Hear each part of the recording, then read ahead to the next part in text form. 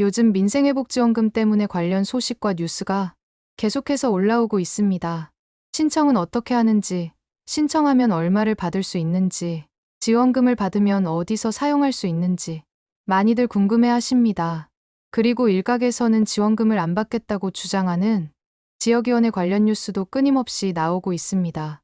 현재 민생회복지원금 이슈를 악용한 사기꾼들 때문에 젊은 분들부터 해서 나이 드신 분들까지 사기를 당하면서 난리가 났습니다. 시작 전에 무료 구독하시면 매일 새로운 꿀정보와 이야기를 받아보실 수 있습니다. 우선 민생회복지원금을 절대로 신청하면 안 되는 이유를 알려드리기 전에 우선 민생회복지원금에 대해서 많이 궁금해하시는 관련 정보들을 먼저 말씀드리려고 합니다. 민생회복지원금 사용이 가능한 매장을 먼저 알려드리겠습니다. 사용 가능 매장은 주민등록 주소지 내 연매출이 30억 원 이하 소상공인 매장에 해당된다면 모두 사용 가능합니다. 여기에 해당하는 곳은 전통시장, 동네마트, 음식점, 병원, 학원 등 대부분 동네의 작은 가게들이 포함됩니다. 그리고 대형마트 건물 내에 있는 임대 매장인 미용실, 안경점, 약국, 음식점 등에서는 사용이 가능합니다. 프랜차이즈 가게의 경우에는 직영점은 안 되고 가맹점에서만 사용 가능하다고 하니 참고하세요. 농협 하나로마트는 가게 주변에 다른 마트나 슈퍼가 없는 경우에만 예외적으로 허용해준다고 합니다. 하나하나 알아볼 필요 없이 정부에서 민생회복지원금이 사용 가능한 매장이라면 따로 스티커를 붙일 예정이라고 하니 스티커를 확인하시고 사용하시면 될 것 같습니다. 다음으로 민생회복지원금 기간과 신청 방법도 자세하게 알려드릴게요. 우선 신청 기간은 7월 21일 월요일부터 9월 12일 금요일까지입니다. 그리고 모든 국민들에게 최소 15만 원 이상은 지급된다고 합니다. 이게 1차 기간이고 추가 지급이 필요하신 분들 혹은 1차에 신청 못한 분들을 위한 2차 추가 지급 기간은 9월 22일 월요일부터 시작된다고 합니다. 2차는 소득 상위 10%를 제외한 90%에 해당하는 국민들에게 최소 10만 원이 추가로 지급된다고 합니다. 그리고 지원금을 받게 되면 사용기한이 지나면 지원금 잔액이 모두 소멸된다고 하니 받으시게 되면 기간 내에 사용하시는 게 좋겠습니다. 사용기한은 2025년 11월 30일까지입니다.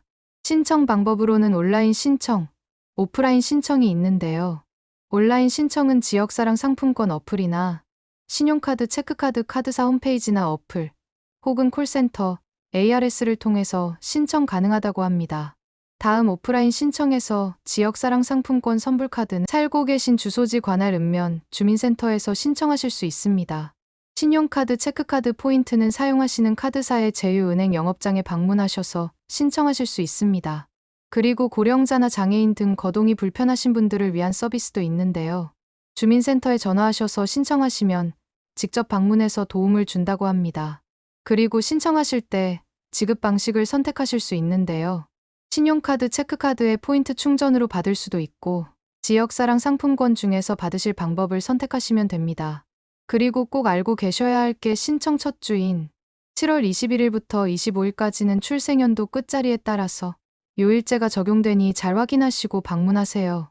월요일에는 출생연도 끝자리 16, 화요일에는 출생연도 끝자리 27, 수요일에는 출생연도 끝자리 38, 목요일에는 출생연도 끝자리 49, 금요일에는 출생연도 끝자리 50, 그리고 주말에 온라인 신청은 출생연도에 상관없이 누구나 가능하고 신청 둘째 주인 7월 28일 월요일부터는 요일제에 상관없이 신청 가능하다고 합니다.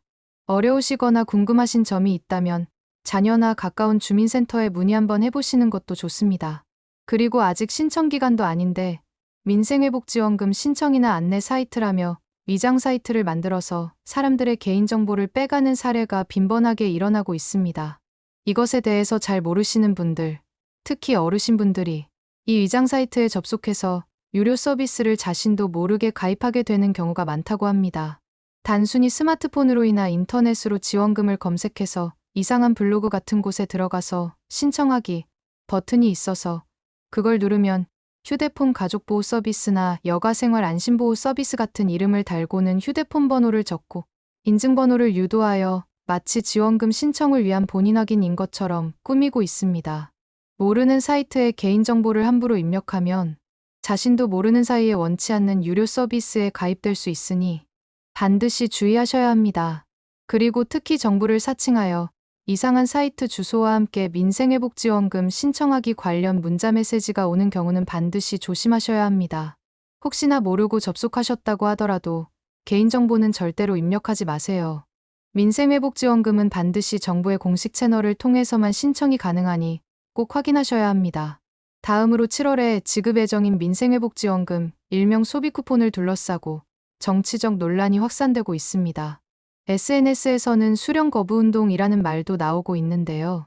그들의 의견은 정부가 세금을 이용해서 자신들의 이미지를 챙기려고 하고 있다. 정부의 사탕발림, 민생회복 지원금은 포퓰리즘적 현금 살포에 불과하다라는 입장인데요. 일부 사람은 억지로 받게 하는 정책은 아니기 때문에 거부 운동이 아니라 단순히 신청하지 않기 정도로 그치는 게 좋다라는 의견도 있습니다. 수령은 전적으로 자율적 선택에 따른 신청 방식이며 정부는 공식적으로 필요한 국민들이 선택적으로 수령하면 된다는 의견을 밝히기도 했습니다. 또 반대로 거부운동을 하는 사람들의 글을 보고는 한 누리꾼은 커뮤니티에 쓰기만 해봐라. 받는 족족 다 거부하고 꼭 반납해라. 인증도 꼭 하고 응원합니다 라는 글을 올렸고 또 다른 누리꾼은 그들은 이번엔 지원금 안 받았으면 좋겠다. 국민 세금 아껴주는 게 진짜 애국 아니겠느냐라고 비판하기도 했습니다. 또 관련 게시글 댓글에서도 안 받겠다면서 받으면 되돌려줄 거냐, 안 쓸 거면 내 계좌로 보내줘, 받기 싫으면 받지 마라 등 거부 운동에 대한 냉소적인 반응이 줄을 이었다. 그리고 민주당은 2월 달에 민생회복 경제성장을 위한 34조 7천억 원의 추경안을 제안하면서 13조 1천억 원 규모의 소비 쿠폰을 제시한 바 있습니다.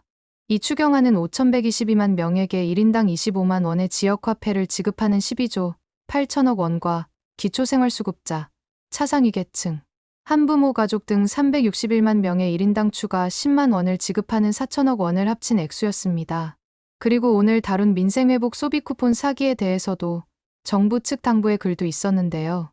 민생회복 소비쿠폰에 대해 안내하는 문자 메시지가 내 휴대폰에 도착했는데 인터넷 주소 바로가기가 가능한 URL 링크가 들어있다면 더 따져볼 것도 없이 100% 사기 문자이니 절대로 그 링크를 누르지 말아달라는 정부의 당부가 나왔습니다. 이것은 마치 과거 코로나 대유행 당시 전 국민의 재난지원금이 나왔을 때 정부를 사칭한 스미싱 문자 사기가 기승을 부렸던 것과 마찬가지입니다.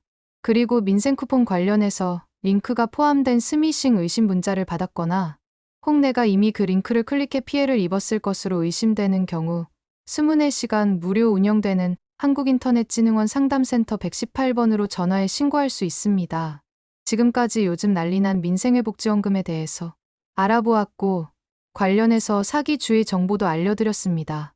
오늘 영상이 유익했다면 주변 지인분들께 꼭 공유 부탁드립니다. 무료 구독하시고 매일 새로운 꿀 정보와 이야기를 만나보세요. 시청해 주셔서 감사합니다.